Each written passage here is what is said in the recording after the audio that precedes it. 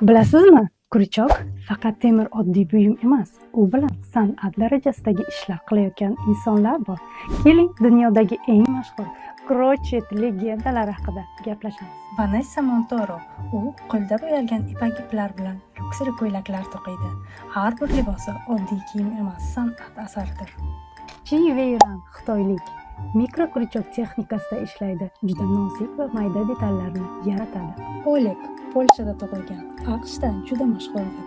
U oddiy kiyim emas, butun binolarni kryuchok bilan qoplaydi. Street art, jasorat va noodatiy fikr hammasi unda mujassam. Sophie Digard, Fransiyadan, u ipak iplar bilan ishlaydi.